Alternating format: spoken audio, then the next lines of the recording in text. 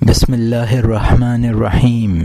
اب مولانا جلال الدین رومی رحمۃ اللہ علیہ کی مثنوی مانوی کی تیسری جلد کا آغاز ہوتا ہے۔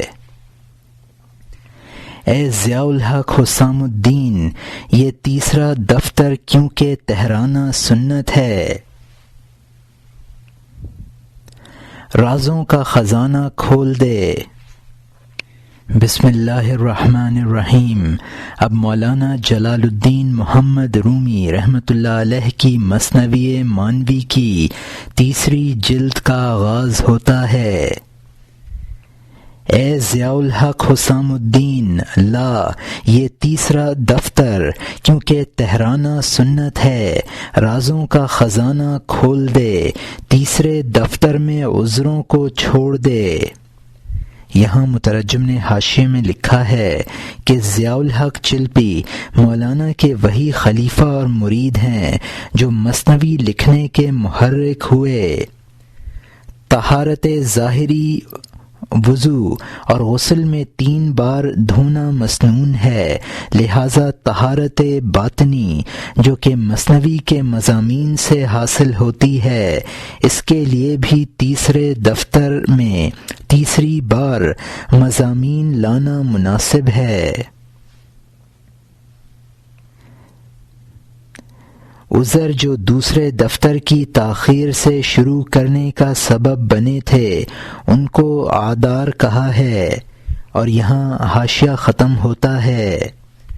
تیسری طاقت اللہ کی طاقت سے جوش مارتی ہے، نہ کہ رگوں سے جو گرمی سے پھڑکتی ہے۔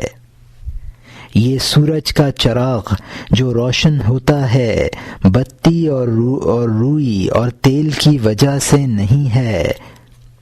یہاں مترجم نے حاشیے میں لکھا ہے، یعنی جسمانی کمزوری کا عذر نہ کر، کیونکہ تیری قوت جسم اور رگوں کی پیداوار نہیں ہے بلکہ عطائے خداوندی ہے۔ چراغ جس طرح سورج کی روشنی ظاہری اسباب کی بنا پر نہیں ہے، اسی طرح تمہاری طاقت اسباب ظاہری سے متعلق نہیں ہے۔ اور یہاں حاشیہ ختم ہوتا ہے۔ آسمان کی چھت جو اس طرح سے ہمیشہ سے ہے، رسے اور ستون کی وجہ سے قائم نہیں ہے۔ حضرت جبرائیل علیہ السلام کی قوت مطبخ کی وجہ سے نہ تھی، وجود کو پیدا کرنے والے اللہ کے دیدار کی وجہ سے تھی۔ یہاں مترجم نے حاشیے میں لکھا ہے کہ آسمانوں کا قیام بھی اسباب ظاہری سے متعلق نہیں ہے۔ حضرت جبرائیل علیہ السلام کی یہ قوت کہ بازو کے سہارے بستیوں کو الٹ دیا جسمانی غذا کی وجہ سے نہ تھی۔ اور یہاں حاشیہ ختم ہوتا ہے۔ اسی طرح اللہ تعالی کے ابدال کی قوت اللہ کی جانب سے سمجھ لے، نہ کہ کھانے اور طباخ کی وجہ سے۔ ان کے جسم کو بھی نور سے بنایا ہے، یہاں تک کہ وہ روح اور فرشتے سے بڑھ گئے ہیں، چونکہ تو بڑے وصفوں سے موصوف ہے۔ حضرت خلیل علیہ السلام کی طرح نمرود کی آگ سے گزر جا، آگ بھی تجھ پر سلامتی اور ٹھنڈک بن جائے گی۔ اے وہ کہ عناصر اربعہ تیرے مزاج کے غلام ہیں، عناصر ہر مزاج کا سرمایہ ہے، اور تیرا یہ مزاج ہر مرتبہ سے بالا تر ہے۔ یہاں مترجم نے حاشیے میں لکھا ہے کہ اولیاء اللہ کی قوت من جانب اللہ ہوتی ہے، مادی نہیں ہوتی ہے۔ ابدال کے اجسام بھی نورانی ہیں، اور وہ انسانی روح اور تمام فرشتوں سے بڑھے ہوئے ہیں۔ شیخ حسام الدین کو خطاب ہے۔ عناصر اربعہ آپ کے مزاج سے مغلوب ہیں، لہذا آگ آپ کے لیے ٹھنڈک اور سلامتی ہے۔ عام انسانوں کا مزاج عناصر اربعہ سے بنا ہے، لیکن آپ کا مزاج اللہ کے اخلاق سے بنا ہے۔ اور یہاں حاشیہ ختم ہوتا ہے۔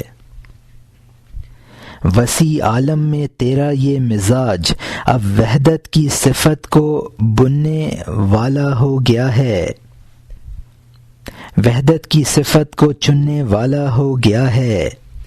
ہائے افسوس، لوگوں کی فہموں کا میدان بہت تنگ ہے، مخلوق حلق نہیں رکھتی ہے۔ اے ضیاء الحق، تیری رائے کی ہوشیاری سے تیرا طور پتھر کو حلق بخش دیتا ہے۔ کوہ طور نے تجلی میں حلق پا لیا، یہاں تک کہ اس نے شراب پی اور شراب کو برداشت نہ کر سکا۔ ساردکم منہ وانشق الجبل هل رأیتم من جبل رقص الجمل، وہ ٹکڑے ہو گیا اور پہاڑ پھٹ گیا، کبھی تم نے پہاڑ سے اونٹ کا رقص دیکھا ہے؟ یہاں مترجم نے حاشیے میں لکھا ہے، یعنی آپ چونکہ اخلاق الہی کے ساتھ متصف ہیں، لہٰذا آپ کو اللہ سے اتحاد حاصل ہو گیا ہے۔ عوام کی سمجھ کے گلے سے یہ مضمون وحدت نہیں اترتا ہے، عوام وہ حلقوم نہیں رکھتے ہیں جو ان مضامین کو نگل سکے، لیکن ضیاء الحق میں وہ طاقت ہے کہ پتھر کے گلے سے بھی اس مضمون کو اتار سکتا ہے۔ مضامین معرفت کو کوہ طور سمجھا، حالانکہ وہ پتھر ہے۔ کوہ طور کا رقص معرفت کی شراب پی لینے کی وجہ سے تھا۔ اور یہاں حاشیہ ختم ہوتا ہے۔ لقمہ دینا ہر شخص سے ہر شخص کے لیے ہو سکتا ہے، حلق بخشنا صرف اللہ تعالی کا کام ہے۔ وہ جسم روح کو حلق بخش دیتا ہے، تیرے ہر عضو کو علیحدہ حلق بخش دیتا ہے۔ یہاں مترجم نے حاشیے میں لکھا ہے کہ ایک انسان دوسرے کو لقمہ تو دے سکتا ہے، لیکن حلق عطا کرنا صرف خدا کا کام ہے، یعنی تعلیم و تربیت دینا تو انسانی فعل ہے، لیکن طالب کے اعضاء کا اس کو قبول کرنا اور اس میں قبولیت کی استعداد پیدا کرنا اللہ ہی کا کام ہے۔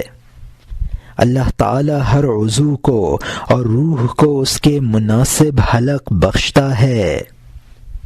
اور یہاں حاشیہ ختم ہوتا ہے۔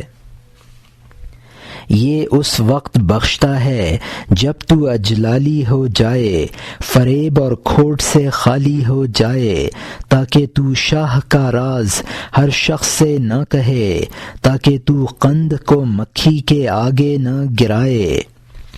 اللہ کے راز اس شخص کا کان سنتا ہے جو سوسن کی طرح 100 زبانوں کے باوجود گونگا ہے۔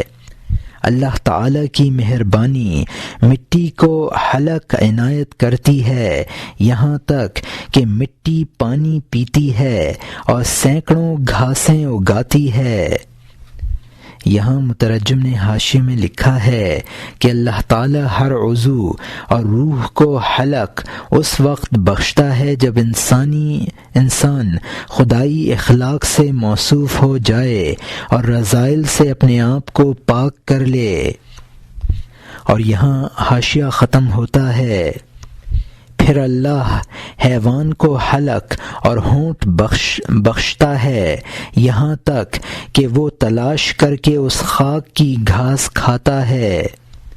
جب اس حیوان نے اس خاک کی گھاس کھائی اور موٹا ہو گیا، حیوان انسان کا لقمہ بنا اور ختم ہو گیا، پھر مٹی آئی، وہ انسان کو نگل جانے والی بنی، جبکہ انسان سے روح اور بینائی جدا ہو گئی۔ یہاں مترجم نے حاشیے میں لکھا ہے کہ نباتات کو بھی حیوانات نباتات کو اپنی غذا بنا لیتے ہیں۔ اللہ تعالی ہر عضو اور روح کو حلق اس وقت بخشتا ہے جب انسان خدائی اخلاق سے موصوف ہو جائے اور رذائل سے اپنے آپ کو پاک کر لے۔ جب اللہ کی یہ عطا تمہیں حاصل ہو جائے تو نااہلوں پر اصرار ظاہر نہ کرو۔ معارف الہیہ اس وقت حاصل ہوتے ہیں جب کہ انسان میں ان کے اخفاء کی پوری صلاحیت پیدا ہو جائے اور نااہلوں کے سامنے ان کو ظاہر نہ کرنے پر اس کو قدرت حاصل ہو جائے۔ اللہ نے زمین کو بھی حلق عنایت فرمایا ہے۔ حیوانات نباتات کو اپنی غذا بنا لیتے ہیں۔ حیوانات سے انسان اپنی غذا حاصل کرتا ہے، پھر انسان کے مرنے کے بعد خاک اس کو اپنی خوراک بنا لیتی ہے۔ اور یہاں حاشیہ ختم ہوتا ہے۔ میں نے ذرے دیکھے جن کے منہ کھلے ہوئے تھے، اگر میں ان کی خوراک کا بیان کروں تو بات بڑھ جائے گی۔ پتوں کو ساز و سامان اس اللہ کے انعام سے ہے، پرورش کرنے والوں کی دایا اس کی عام مہربانی ہے۔ وہ اللہ رزقوں کو رزق دیتا ہے، کیونکہ گیہوں بغیر غذا کے کب پرورش پاتا ہے۔ اس بات کی تفصیل کا خاتمہ نہیں ہے، میں نے ایک ٹکڑا کہہ دیا، تو اس سے اور ٹکڑوں کو سمجھ لے۔ تمام عالم کو کھانے والا اور کھایا ہوا سمجھ، باقی رہنے والوں کو مقبول اور با اقبال سمجھ۔ یہاں مترجم نے حاشیے میں لکھا ہے کہ کائنات میں باہمی تنازع للبقاء کا نظام جاری ہے اور کائنات کا ہر ذرہ دوسرے کو کھانے کے لیے منہ کھولے ہوئے ہے۔ پتے جو حیوانات کی خوراک ہیں ان کو بھی اللہ تعالی خوراک عطا فرماتا ہے۔ کائنات میں جو چیزیں دوسروں کی پرورش کرتی ہیں ان کی خدا پرورش کرتا ہے۔ گیہوں خود رزق ہے، لیکن اگر اس کو رزق میسر نہ آئے تو اس کی پرورش نہ ہو۔ عالم امکان میں یہ سب چیزیں ایک دوسرے کو فنا کر رہی ہیں۔ بقا صرف ان کو حاصل ہے جو مقبول بارگاہ الہی ہیں۔ اور یہاں حاشیہ ختم ہوتا ہے۔ یہ عالم اور اس کے باشندے جدا ہو جانے والے ہیں، وہ عالم اور اس کے باشندے ہمیشہ رہنے والے ہیں۔ یہ عالم اور اس کے عاشق مٹ جانے والے ہیں، اس عالم والے ہمیشہ اور اکٹھے رہنے والے ہیں۔ تو بزرگ وہ ہے جو اپنے آپ کو بھلا دے آب حیات تاکہ ہمیشہ رہے، اپنے آپ کو پلا دے آب حیات تاکہ ہمیشہ رہے۔ یہاں مترجم نے حاشیے میں لکھا ہے کہ عالم امکان متضاد عناصر سے بنے ہیں۔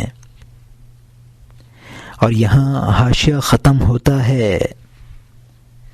بھلا بزرگ باقی رہنے والی نیکیوں میں سے ہے جو سینکڑوں آفتوں اور خطروں اور خوف سے نجات پا گیا ہے۔ اگر وہ 1000 ہیں تو بھی ایک سے زیادہ نہیں ہیں۔ تعداد سجھانے والے خیالات کی طرح نہیں ہیں۔ کھانے والے اور کھائے جانے والے کا حلق اور گلا ہوتا ہے۔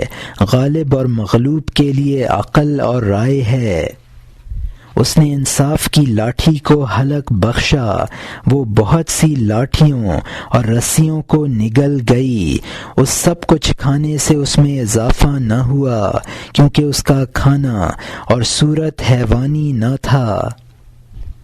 یہاں مترجم نے حاشیے میں لکھا ہے کہ بزرگ جب کہ مجموعہ فضائل بن گیا تو وہ مجسم باقی رہنے والی نیکی بن گیا۔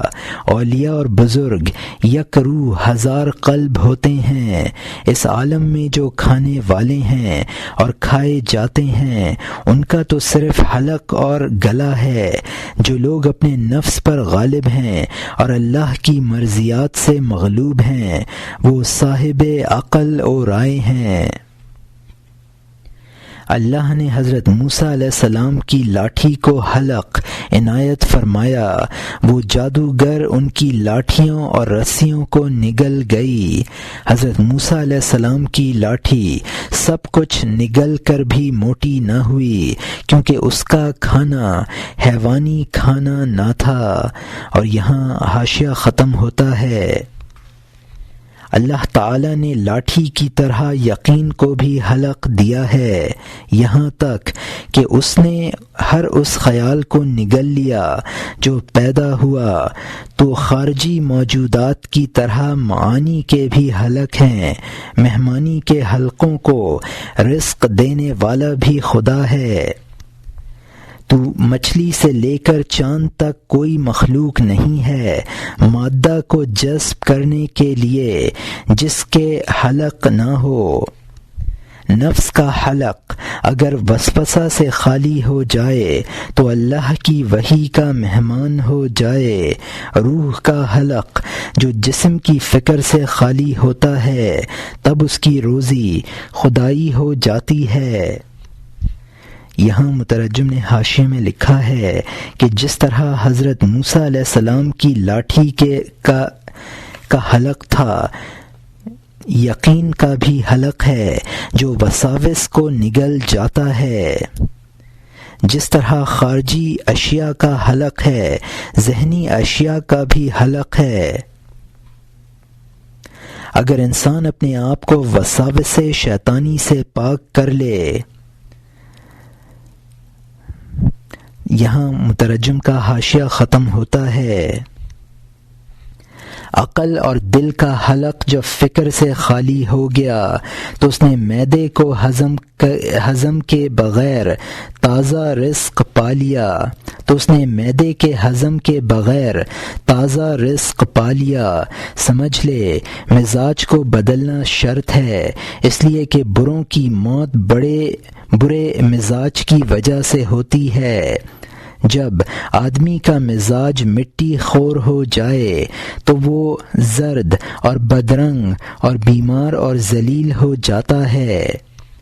یہاں مترجم نے حاشیے میں لکھا ہے، اگر انسان اپنی عقل اور دل کو مادی ضروریات سے پاک کر لے، رزق بکر کا مطلب ہے تازہ رزق یعنی معارف الہیہ۔ غلط خوراک سے امراض پیدا ہوتے ہیں۔ اور یہاں حاشیہ ختم ہوتا ہے۔ جب اس کا برا مزاج بدل گیا، برائی جاتی رہی اور اس کا چہرہ شمع کی طرح چمک اٹھا، وہ دایا کہاں ہے جو شیرخوار بچے کو نعمت کے ذریعے خوش کر دے؟ بدذوق کو شیرخوار بچے کے لیے وہ دایا کہاں ہے جو نعمتوں کی اس کو غذا دے؟ اگر اس پر ایک پستان کا راستہ بند کرے گی، سینکڑوں باغوں کا راستہ اس پر کھول دے گی۔ یہاں مترجم نے حاشیے میں لکھا ہے کہ جب مادی مزاج میں تبدیلی آ جاتی ہے تو انسان انوار الہی کا محل بن جاتا ہے۔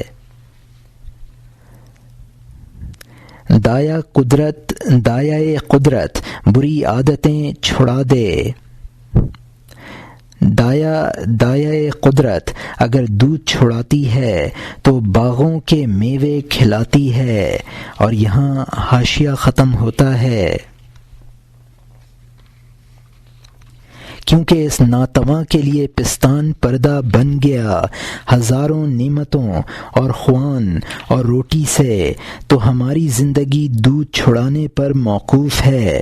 بتدریج کوشش کر، بات ختم ہوئی جب انسان ماں کے پیٹ میں تھا، خون خوراک تھی۔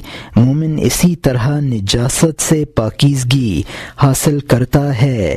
جب انسان ماں کے پیٹ میں خون کھانے والا تھا، اس کے وجود کا تانا بانا خون سے تھا۔ خون چھڑانے سے اس کی خوراک دودھ ہوئی، اور دودھ چھڑانے سے وہ لقمہ کھانے والا ہو گیا۔ لقمہ چھڑانے سے وہ لقمان ہو جاتا ہے، ایک پوشیدہ مطلوب کا طالب بن جاتا ہے۔ یہاں مترجم نے حاشیے میں لکھا ہے کہ جب تک بچہ شیرخوار رہتا ہے، بے شمار لذیذ غذاؤں سے محروم رہتا ہے، دنیاوی لذتوں کا دودھ چھوڑنے پر اخروی نعمتیں موقوف ہیں۔ دودھ چھوڑنے کی کوشش کرو، ضرورت کے وقت مومن کے لیے نجس غذا حلال ہو جاتی ہے۔ جس طرح بچہ کا دودھ چھوڑنا غذاؤں کی ترقی کا سبب بنا، اسی طرح اگر لذات جسمانی ترک کرو گے تو روحانی غذائیں بہتر سے بہتر حاصل ہوں گی۔ جسمانی لذات کے ترک سے حکمتیں حاصل ہوں گی اور ذات خداوندی کی طلب پیدا ہوگی۔ یہاں لقمان سے مراد صاحب حکمت ہے، اور یہاں حاشیہ ختم ہوتا ہے۔ اگر پیٹ کے بچے سے کوئی رحم میں کہتا باہر ایک بڑی منظم دنیا ہے، ایک لمبی چوڑی دلکشا زمین ہے، اس میں بے شمار نعمتیں اور بے حد غذائیں ہیں، پہاڑ ہیں، دریا ہیں اور جنگل ہیں، گلستان ہیں، باغات ہیں، کھیتیاں ہیں، بہت اونچا آسمان ہے اور منور آفتاب اور چاند اور سینکڑوں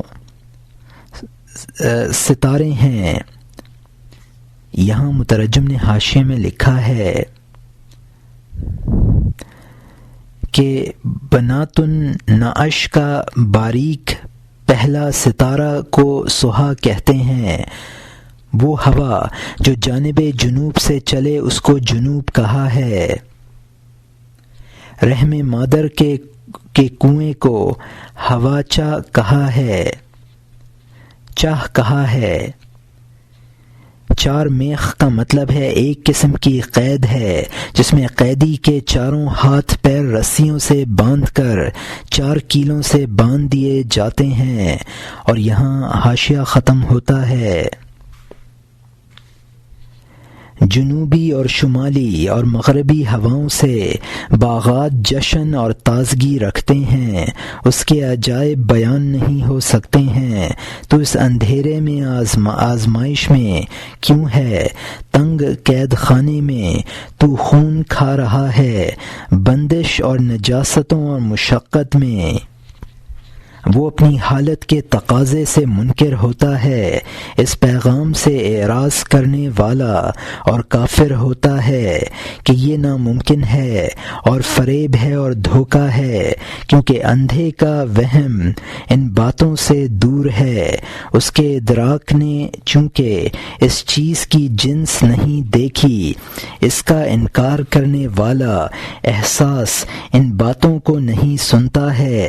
اسی طرح دنیا کی تمام مخلوق ان کو ابدال اس عالم کے بارے میں کہتے ہیں کہ یہ عالم ایک بہت تاریک اور تنگ کنواں ہے، اس سے باہر ایک بے بو اور بے رنگ عالم ہے، ان میں سے کسی کے کان میں بات نہ پہنچی، کیونکہ یہ لالچ گہرا اور موٹا پردہ بن گیا ہے۔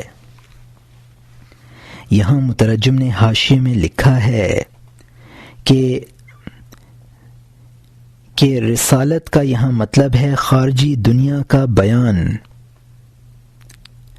جس طرح ماں کے پیٹ کا بچہ اس خارجی عالم کی باتوں کا انکار کرتا ہے، اسی طرح عوام عالم آخرت کی باتوں کا انکار کرتے ہیں۔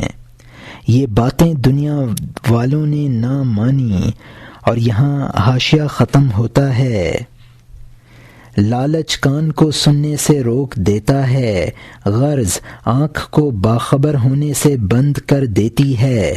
جس طرح سے خون کی لالچ نے اس پیٹ کے بچہ کو، جو کہ کم درجہ وطنوں میں اس کی غذا ہے، اس عالم کی بات سے محروم کر دیا، اس کے دل کے لیے جسم کے خون کو محبوب کر دیا، نعمت کی ان تمام قسموں سے محروم رہا، خون کے علاوہ وہ غذا کھانا نہیں جانتا، تجھ پر بھی اس دنیا کی خوشی کا لالچ اس دائمی خوشی کا پردہ بن گیا۔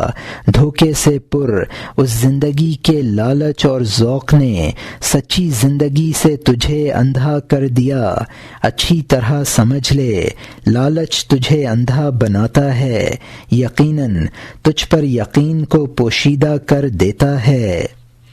لالچ کی وجہ سے تجھے حق باطل نظر آتا ہے، لالچ کی وجہ سے حد درجے اندھا پن تجھ میں بڑھ جاتا ہے۔ اور یہاں مترجم نے حاشیے میں لکھا ہے کہ انسان دنیاوی لالچ کی وجہ سے اخروی نعمتوں سے محروم ہو جاتا ہے۔ اور یہاں حاشیہ ختم ہوتا ہے۔ سچوں کی طرح تو لالچ سے بیزار بن تاکہ اس چوکھٹ پر تو پیر رکھ سکے۔ جب تو اس درگاہ میں پہنچ جائے گا، نجات پا لے گا، دنیا کے غم اور خوشی سے قدم باہر رکھے گا، تیری روح کی آنکھ روشنی اور حق دیکھنے والی بن جائے گی، زمین کا نور کفر کے اندھیرے سے پاک ہو جائے گا، دل و جان سے مردان حق آگاہ کی نصیحت قبول کرنے والا بن تاکہ تو خوف سے نجات پا جائے اور امن میں رہے۔ اب اس کی مثال اور ایک قصہ سن لے تاکہ تجھے حقیقتاً روح کا نور حاصل ہو جائے۔ اب نئے مضمون کا آغاز ہوتا ہے جس کا عنوان ہے قصہ خورند گانے پیل بچگاں از حرص و ترک نصیحت ناصحاں، یعنی لالچ کی وجہ سے ہاتھی کے بچوں کو کھانے والوں کا قصہ اور نصیحت کرنے والوں کی نصیحت کو ترک کرنا۔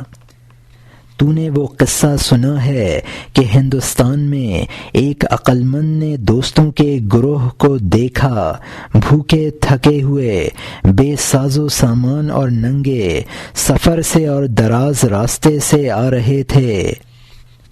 اس کی دانائی کی محبت جوش میں آئی اور ان کو تپاک سے سلام کیا اور پھول کی طرح کھل گیا۔ یہاں مترجم نے حاشیے میں لکھا ہے کہ اس قصے کا خلاصہ یہ ہے کہ ان لوگوں نے ناصح کی نصیحت نہ مانی اور ہلاک ہوئے، اسی طرح ابدال کی نصیحت نہ ماننے سے ہلاکت ہوتی ہے۔ اور یہاں حاشیہ ختم ہوتا ہے۔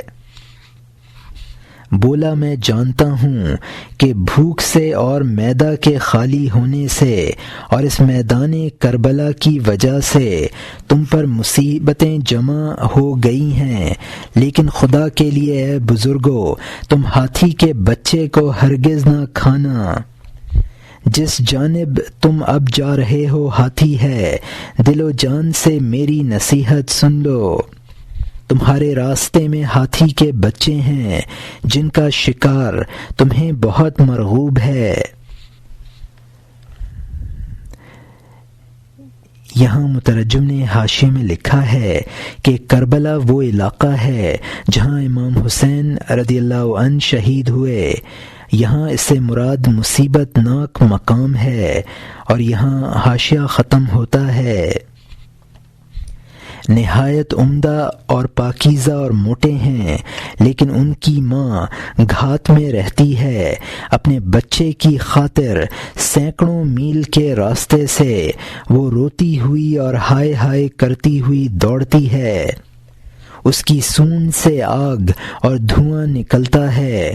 اس کے قابل رحم بچے سے بچو، اے لڑکے، اولیاء اللہ کے بچے ہیں، وہ ان کی موجودگی اور غیر حاضری میں ان سے باخبر ہیں۔ ان کی غیر حاضری ان کا نقصان نہ سمجھ، کیونکہ وہ ان کی جان کے سلسلے میں بدلہ لیتا ہے۔ یہاں مترجم نے حاشیے میں لکھا ہے کہ تمام انسانوں کو اللہ کی عیال قرار دیا گیا ہے۔ اور یہاں حاشیہ ختم ہوتا ہے۔ اس نے فرمایا ہے کہ یہ اولیاء میری اولاد ہیں، غیر حاضری میں بھی کام اور مشغولیت سے خالی ہیں، وہ آزمائش کے لیے بے وقت اور یتیم ہیں، لیکن درپردہ میں ان کا مددگار اور ساتھی ہوں، میری تمام حفاظتوں پر ان کا بھروسہ ہے، گویا وہ میرے ہی ٹکڑے ہیں۔ یہاں مترجم نے حاشیے میں لکھا ہے یعنی آبیائے کارد کیا کا مطلب ہے یعنی آبیائے کار۔ یہ اولیاء بظاہر بے سہارا اس لیے بنائے گئے ہیں تاکہ عوام کی آزمائش ہو سکے۔ اور یہاں حاشیہ ختم ہوتا ہے، خبردار خبردار یہ گدڑی پوش میرے ہیں، ہزاروں ہزار ہیں اور ایک ہیں، درد ہنر کی لاٹھی سے کب ورنہ ہنر کی لاٹھی سے کب کر سکتے۔ حضرت موسیٰ علیہ السلام فرعون کو تہو بالا ورنہ ایک بددعا سے کب کر سکتے۔ حضرت نوح علیہ السلام مشرق اور مغرب کو غرقاب، جوان مرد لوط کی ایک دعا نہ اکھاڑ سکتی۔ کافروں کے شہروں کا خلاصہ یہ ہے، ان کا جنت جیسا شہر ہو گیا، سیاہ پانی کا دریا، جا نشان دیکھ لے۔ یہاں مترجم نے حاشیے میں لکھا ہے کہ تمام اولیاء سیرت کے اعتبار سے ایک ہیں، مگر اولیاء کو تائید خداوندی حاصل ہوتی ہے۔ حضرت موسیٰ علیہ السلام کی لاٹھی کو چوب ہنر کہا ہے۔ اور یہاں حاشیہ ختم ہوتا ہے، یہ نشان اور واقعہ شام کی جانب ہوا ہے، بیت المقدس کے راستے میں سر راہ تو دیکھ لے گا، لاکھوں حق پرست نبی آئے ہیں اور ہر دور میں عذاب ہوئے ہیں، اگر میں کہوں گا تو یہ بیان بڑھ جائے گا، جگر کیا ہوتا ہے، خارا پتھر خون بن جائے گا، پہاڑ خون بن جاتے ہیں اور پھر وہ جم جاتے ہیں، تو ان کا خون بننا محسوس نہیں کرتا ہے، تو اندھا اور مردود ہے، تو عجیب اندھا ہے کہ دور بین اور تیز نگاہ ہے، لیکن اونٹ میں سے اون کے علاوہ کچھ نہیں دیکھتا ہے۔ یہاں مترجم نے حاشیے میں لکھا ہے کہ قوم لوط کی بستیاں شام کے علاقے میں ہیں، انبیاء کی نافرمانی کی سزا کا سبب بنی ہے۔ ان واقعات کی تفصیل بڑی دردناک ہے، یہ دردناک واقعات پہاڑوں کے جگر خون کر دیں، انسان ان کو عبرت کی نگاہ سے نہیں دیکھتا ہے، انسان کا اندھا پن بھی عجیب ہے۔ اور یہاں حاشیہ ختم ہوتا ہے، انسان کا لالچ خرچ کو بال بال دیکھتا ہے اور بے مقصد ریچھ کی طرح ناچتا ہے، اپنے لالچ کی وجہ سے انسان ذرہ ذرہ دیکھتا ہے، اس کا ناچنا بھلائی سے خالی اور شر سے بھرا ہوا ہے، اس وقت ناچ جبکہ تو خود شکنی کرے، شہوت کے زخم سے روئی کو نوچ ڈالے۔ یہاں مترجم نے حاشیے میں لکھا ہے کہ دنیا کے نفع اور نقصان کو ذرہ ذرہ دیکھتا ہے، دنیا کی خوشی پر ناچتا ہے، دنیا کی خوشی پر ناچنا کودنا مناسب نہیں، انسان اپنی ہستی کو مٹائے اور شہوت سے آزاد ہو، تب خوشی منانے کا موقع ہے۔ اور یہاں حاشیہ ختم ہوتا ہے، رقص اور جولانیاں میدان جنگ میں دکھاتے ہیں، بہادر اپنے خون میں رقص کرتے ہیں، جب اپنے آپ سے نجات پا لیتے ہیں تالیاں بجاتے ہیں، جب نقص سے باہر آ جاتے ہیں تو ناچتے ہیں، ان کے مطرب اندر سے دف بجاتے ہیں، سمندر ان کے شور میں تالیاں بجاتے ہیں، تو نے پتوں کو شاخوں پر نہیں دیکھا ہے، باد صبا کی حرکت دینے سے ناچتے تالیاں بجاتے۔ یہاں مترجم نے حاشیے میں لکھا ہے کہ مردوں کا رقص میدان جہاد میں اپنے آپ کو فنا کرتے وقت ہوتا ہے، جب اپنے برے اخلاق، حسد و کبر وغیرہ سے نجات پا جاتے ہیں اور نقص سے بری ہو جاتے ہیں تو تالیاں بجاتے اور رقص کرتے ہیں۔ قدرت کی طرف سے ان کے رقص کے اسباب مہیا کر دیے جاتے ہیں۔ سمندر کی موجیں تالیاں بجاتی ہیں، شاخوں پر ہواؤں سے جو پتے آپس میں ٹکراتے ہیں وہ پتوں کا رقص اور تالیاں بجانا ہے۔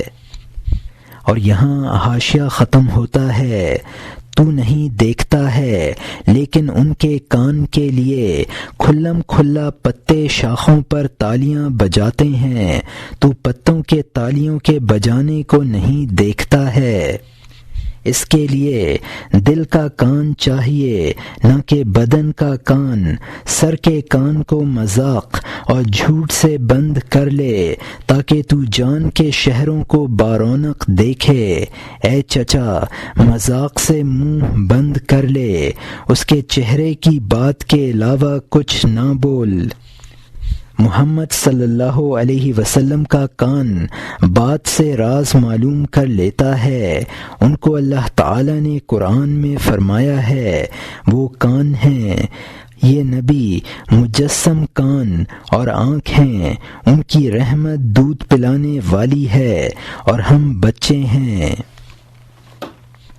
یہاں مترجم نے حاشیے میں لکھا ہے کہ عوام نہیں سمجھتے ہیں لیکن خواص با آواز دولاب مستی کنند، روح کے شہر میں رونق پیدا ہوگی۔ حضور صلی اللہ علیہ وسلم کے بارے میں قرآن میں فرمایا گیا ہے اذن خیر لکم، یعنی حضور صلی اللہ علیہ وسلم نیکی سننے والے کان ہیں۔ حضور صلی اللہ علیہ وسلم ہماری بھلائی کے لیے مجسم کان اور آنکھ ہیں، اور آپ کی رحمت ہماری مربی ہے اور ہم شیر خوار بچے ہیں۔ اور یہاں حاشیہ ختم ہوتا ہے، اس بات کی انتہا نہیں ہے، واپس چل ہاتھی والوں کی جانب اور شروع کی طرف چل۔ یہاں مترجم نے حاشیے میں لکھا ہے کہ یہ جسمانی کانوں کو بند کرنا اور باطنی کانوں کو کھولنا، اس کو این سخن کہا ہے۔ اور یہاں حاشیہ ختم ہوتا ہے، اب نئے مضمون کا آغاز ہوتا ہے جس کا عنوان ہے بقیہ قصہ معترضان پیل بچگان، یعنی ہاتھی کے بچوں کے درپے ہونے والوں کے قصے کا بقیہ۔ ہاتھی ہر منہ کو سونگتا ہے، ہر انسان کے معدے کے گرد چکر لگاتا ہے تاکہ کہیں اپنے بچے کے کباب کی خوشبو پالے، تاکہ بدلے میں 100 زخم لگائے، تاکہ کہیں بچے کے کباب کی خوشبو پالے اور بدلے میں اس کے زخم لگائے۔ تو اللہ کے بندوں کے گوشت کھاتا ہے، ان کی غیبت کرتا ہے، سزا پاتا ہے۔ خبردار، تمہارے منہ کی خوشبو سونگنے والا خدا ہے، سوائے اس کے جو سچا ہے کون جان بچا سکتا ہے۔ اس افسوس والے پر افسوس ہے جس کی خوشبو سونگنے والے قبر میں منکر اور نکیر ہوں۔ یہاں مترجم نے حاشیے میں لکھا ہے کہ ہاتھی منہ کو اس لیے سونگتا ہے تاکہ اپنے بچے کے کباب کھانے والے کو پہچان لے۔ غیبت کو قرآن نے گوشت خوری قرار دیا ہے۔ غیبت کرنے والوں کے منہ کو اللہ تعالی سونگھے گا۔ منکر اور نکیر یہ دونوں فرشتے ہیں جو قبر میں سوال و جواب کریں گے۔ اور یہاں حاشیہ ختم ہوتا ہے۔ ان بزرگوں سے نہ منہ چھپانا ممکن ہے، نہ کسی دوا سے منہ کو خوشبودار کرنا۔ منہ چھپانے کے لیے چکنی چپڑی باتیں نہیں ہیں، عقل اور حواس کے لیے ہیلا کا راستہ نہیں ہے۔ ان کے گرز بہت زخم لگائیں گے ہر بکواسی کے سر اور سرینوں پر۔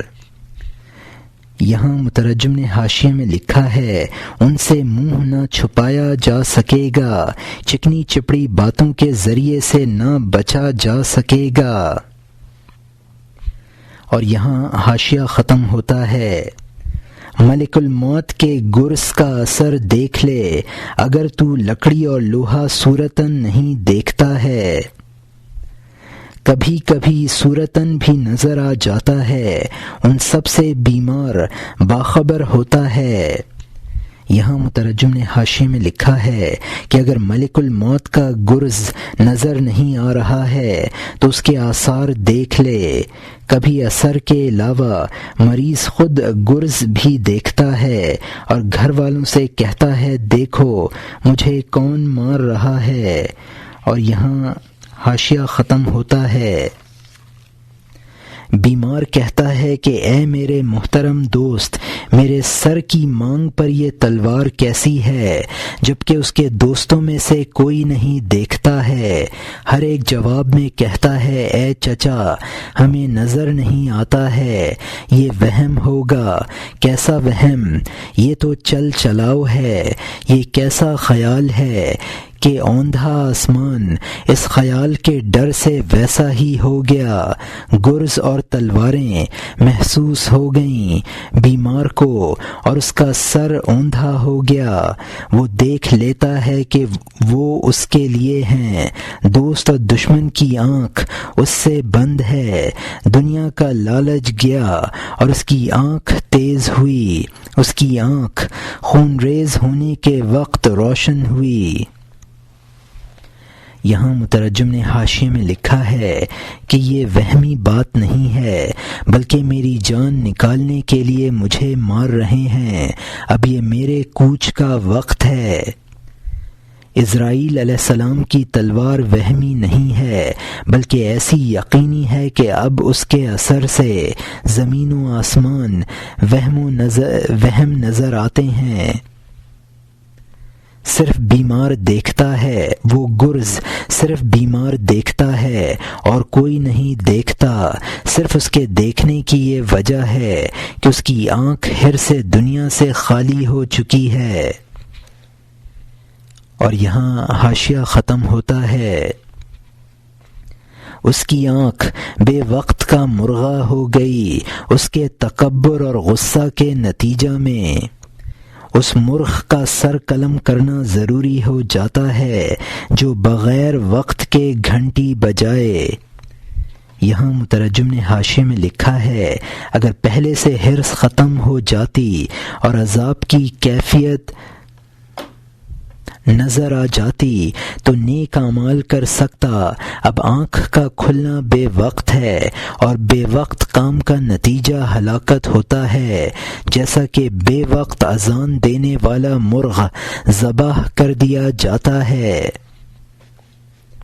اور یہاں حاشیہ ختم ہوتا ہے۔ تیری جان کے کسی جز کا ہر وقت نزع ہے، جان کے نزع میں اپنے ایمان کی نگرانی کر، تیری عمر اشرفیوں کی تھیلی کی طرح ہے۔ دن اور رات اشرفیاں شمار کرنے والے کی طرح ہیں، بغیر توقف وہ اشرفیاں گنتے اور دیتے ہیں، یہاں تک کہ ہمیانی خالی ہو جاتی ہے اور گرہن آ جاتا ہے۔ اگر تو پہاڑ سے لیتا رہے اور اس کی جگہ کچھ نہ رکھے، اس دینے سے پہاڑ جڑ سے ختم ہو جائے گا۔ یہاں مترجم نے حاشیے میں لکھا ہے کہ ہر آن انسان کے جسم کے اجزاء فنا ہوتے رہتے ہیں اور ان کی جگہ دوسرے اجزاء لیتے رہتے ہیں۔ عمر کے چاند کو گرہن لگ جاتا ہے. اگر پہاڑ کے پتھر مسلسل نکالتے رہو گے تو ایک دن وہ پہاڑ ختم ہو جائے گا. اور یہاں حاشیہ ختم ہوتا ہے. تو ہر وقت جگہ پر عوض رکھتا رہ. تو ہر وقت جگہ پر عوض رکھتا رہ تاکہ تجھے سجدہ کر اور قریب ہو جا. واسجدوا واقترب کا مقصد حاصل ہو. تمام کاموں کی تکمیل میں اس قدر کوشش نہ کر سوائے اس کام کے جو دین سے متعلق ہو. کوشش نہ کر دور ورنہ تو انجام کار ناقص روانہ ہوگا. تیرے کام ناقص ہوں گے اور تیری روٹی کچی ہوگی. یہاں مترجم نے حاشیے میں لکھا ہے دنیا کے کاموں میں بقدر ضرورت کوشش کرے، آخرت کے کاموں میں انہماک رکھے. اگر آخرت کا کام نہ کر لوگے تو دنیا سے ناکام ہو جاؤ گے. اور یہاں حاشیہ ختم ہوتا ہے. قبر اور لحد کی تعمیر نہ پتھر سے ہے، نہ لکڑی سے، نہ ٹاٹ اور نمدے سے، بلکہ اپنی قبر قلب کی صفائی میں بنا. اپنی خودی کو اس اللہ کی خودی میں دفن کر، اس کی خاک بن جا اور اس کے غم میں دفن ہو جا تاکہ تیرا سانس اس کے فیضان سے مددیں حاصل کرے. قبوں اور کنگرا کی قبریں اہل باطن کے نزدیک بے عیب نہیں ہیں. یہاں مترجم نے حاشیے میں لکھا ہے کہ قبر کی آبادی قبر پر کنگروں دار قبے ہٹانے بنانے سے نہیں ہوتی ہے، بلکہ قلب کی صفائی اور اپنی مرضیات کو اللہ کی مرضیات کے تابع بنانے سے ہوتی ہے. اور یہاں حاشیہ ختم ہوتا ہے. اب کسی اطلس پوش رند کو دیکھ، کوئی اطلس اس کی روح کی دستگیری کرے گا. اس کی جان برے عذاب میں ہے، اس کے غمگین دل میں غم کا بچھو ہے. باہر سے اس کے ظاہر پر نقش و نگار ہیں اور اندر سے وہ فکروں میں زار زار ہے. اور ایک کو تو پرانی گدڑی میں دیکھے گا، اس کا فکر مصری کی طرح ہے اور بات شکر جیسی. یہاں مترجم نے حاشیے میں لکھا ہے کہ بدعمالی کے ساتھ قبر پر قبہ بنانے کی مثال یہ ہے کہ ایک رند کو اطلس کی قبا پہنا دی جائے. اچھا لباس پہننے سے سکون قلب حاصل نہیں کر سکتا. اگر نیک اعمال انسان گدڑی میں بھی ہو تو اس کا دل باغ باغ ہوتا ہے. اور یہاں حاشیہ ختم ہوتا ہے. اب نئے مضمون کا آغاز ہوتا ہے جس کا عنوان ہے باز گشتن بحکایت پیل بچگان، یعنی ہاتھی کے بچوں کی حکایت کی طرف واپسی. نصیحت کرنے والے نے کہا میری یہ نصیحت سن لو تاکہ تمہارا دل اور جان مشقتوں میں نہ پھنسے. گھاس اور پتوں پر قناعت کر لو، ہاتھی کے بچوں کو شکار کرنے کے درپے نہ ہو. میں نے اپنی گردن سے نصیحت کا قرض اتار دیا. نصیحت کا نتیجہ نیک بختی کے سوا کب ہوتا ہے. میں پیغام پہنچانے آیا ہوں تاکہ تمہیں شرمندگی سے رہائی دوں. خبردار ایسا نہ ہو کہ لالچ تمہارا رہزن بن جائے، خوراک کا لالچ تمہیں جڑ سے اکھاڑ دے. یہ کہا اور خدا حافظ کہہ کر چل دیا. قحط اور بھوک نے راستے میں زور پکڑا. ایک راستے پر انہوں نے اچانک دیکھا ہاتھی کا بچہ موٹا اور نوعمر. وہ مست بھیڑوں کی طرح اس پر ٹوٹ پڑے. بھیڑیوں کی طرح اس پر ٹوٹ پڑے، اس کو چٹ کر گئے اور انہوں نے ہاتھ دھو لیے۔ اور یہاں مترجم نے حاشیے میں لکھا ہے کہ بھوک کے وقت پتے اور گھاس کھا لینا، ہاتھی کے بچوں کا شکار نہ کرنا۔ ناصح نے کہا، میں نے نصیحت کا قرض ادا کر دیا ہے۔ نیک بختی نصیحت قبول کرتا ہے، لالچ کی وجہ سے ہاتھی کے بچوں کا شکار نہ کرنا۔ رخصت کرتے وقت فی امان اللہ کہا، اور یہاں حاشیہ ختم ہوتا ہے۔ ایک ساتھی نے نہ کھایا اور نصیحت کی، کیونکہ اس کو اس فقیر کی بات یاد تھی۔ وہ بات اس کے لیے اس کے کباب سے مانع بنی۔ پرانی عقل تجھے نیا نصیبہ عنایت کرتی ہے۔ پھر وہ لیٹ گئے اور سب سو گئے۔ وہ بھوکا گلے میں چرواہے کی طرح تھا۔ اس نے دیکھا کہ ایک خوفناک ہاتھی آ پہنچا، پہلے آیا اور نگہبان کی طرف دوڑا۔ اس کے منہ کو اس نے 3 بار سونگھا، اس کو کوئی ناگوار بو نہ آئی۔ چند بار اس کے گرد چکر کاٹے اور چلا گیا۔ اس بڑے موٹے ہاتھی نے اس کو نہ ستایا۔ یہاں مترجم نے حاشیے میں لکھا ہے کہ پند دات کا مطلب ہے دوسروں کو نہ کھانے کی نصیحت کی۔ جس نے کباب نہ کھائے تھے وہ پاسبانی کرنے لگا۔ اور یہاں حاشیہ ختم ہوتا ہے۔ پھر اس نے ہر سوئے ہوئے کے ہونٹ سونگھے، اس کو سوئے ہوئے آدمی سے بو آتی تھی، کیونکہ اس نے ہاتھی کے بچہ کے کباب کھائے تھے۔ ہاتھی نے اس کو پھاڑ دیا اور مار ڈالا۔ اس نے فوراً اس گروہ میں سے ایک ایک کو پھاڑ ڈالا اور اس کو کوئی خوف نہ تھا۔ وہ بے پرواہی سے ہر ایک کو ہوا میں اچھالتا، یہاں تک کہ وہ زمین پر آگ گرتا اور پھٹ جاتا۔ اے مخلوق کا خون پینے والے، واپس لوٹ تاکہ ان کا خون تیرے لیے مارکا نہ پیدا کر دے۔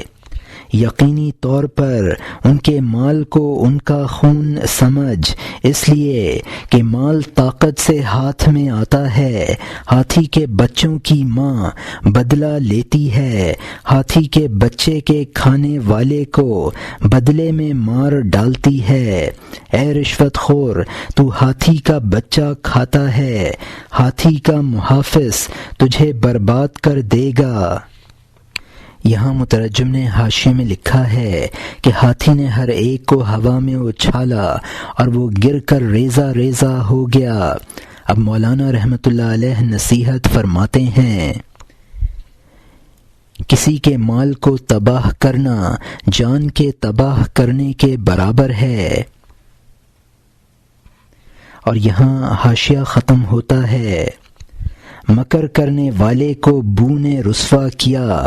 ہاتھی اپنے بچے کی خوشبو پہچانتا ہے۔ وہ ذات جو اللہ کی خوشبو یمن سے سونگھ لے، وہ میرے باطل کی بو کو کیوں محسوس نہ کرے گی؟ مصطفیٰ نے جب دور دراز راستے سے بو محسوس کر لی، ہمارے منہ کی بو کیوں نہ محسوس کر لیں گے؟ یہاں مترجم نے حاشیے میں لکھا ہے کہ مکار کو اس کے مکر کی بو رسوا کر دیتی ہے۔ حضور صلی اللہ علیہ وسلم نے فرمایا، مجھے یمن کی طرف سے رحمان کی خوشبو آتی ہے۔ اس میں حضرت اویس قرنی رحمۃ اللہ علیہ کی طرف اشارہ ہے۔ ہمارے سب عیوب حضور صلی اللہ علیہ وسلم پر واضح ہیں، لیکن پردہ پوشی فرماتے ہیں۔ اور یہاں حاشیہ ختم ہوتا ہے۔ وہ محسوس کر لیتے ہیں لیکن ہم سے چھپاتے ہیں۔ اچھی اور بری بو آسمان پر پہنچتی ہے، تو سو جاتا ہے، اور اس حرام کی بو نیلگوں آسمان پر پہنچتی ہے، وہ تیرے برے سانسوں کے ساتھ ہو جاتی ہے، یہاں تک کہ آسمان کی خوشبو سونگھنے والوں تک پہنچ جاتی ہے۔ تکبر کی بو، غصہ کی بو، حرص کی بو پیاس کی طرح بات کرنے میں محسوس ہو جاتی ہے۔ اگر تو قسم کھائے کہ میں نے کب کھائی ہے، پیاز اور لہسن سے میں پرہیز کرتا ہوں، اس وقت قسم تیری چغلی کھائے گی اور ساتھیوں کے دماغ سے ٹکرائے گی۔ یہاں مترجم نے حاشیے میں لکھا ہے، وہ فرشتے جو بدکاروں کی بو سونگھ لیتے ہیں۔ تمام رذائل کی بدبو پیاس کی بدبو کی طرح پھیلتی ہے۔ اگر تو کھانے کا انکار بھی کرے گا تو اس کی بدبو تیرے خلاف گواہی دے گی۔ اور یہاں حاشیہ ختم ہوتا ہے، اس بو کی وجہ سے دعائیں مردود ہوں گی، وہ دل کی کجی زبان پر نمایاں ہو جاتی ہے۔ اس دعا کا جواب اخسو میں آتا ہے، اس کا جواب مار کی لاٹھی ہوتی ہے۔ اگر لفظ ٹیڑھے ہوں اور معنی سیدھے ہوں، وہ لفظوں کی ٹیڑھ اللہ کے یہاں مقبول ہے، اور اگر معنی ٹیڑھے اور تیرے الفاظ اچھے ہوں، وہ اچھے لفظ دمڑی کے قابل بھی نہیں۔ یہاں مترجم نے حاشیے میں لکھا ہے کہ گناہوں کی بو سے دعائیں مردود ہو جاتی ہیں اور دل کی کجی زبان سے ظاہر ہوتی ہے۔ اخسو کا مطلب ہے دور ہو جاؤ، یہ کافروں کی پکار کے جواب میں کہا جائے گا۔ اخلاص کے ساتھ نامناسب لفظ بھی مقبول بارگاہ ہیں۔ اگر دعا میں اخلاص نہیں ہے تو بہتر الفاظ بھی مردود ہیں۔ دوستوں کی غلطی بیگانوں کی اچھائی سے اچھی ہے۔ حضور صلی اللہ علیہ وسلم کے مشہور مؤذن بلال رضی اللہ عنہ ہیں، اور یہاں حاشیہ ختم ہوتا ہے۔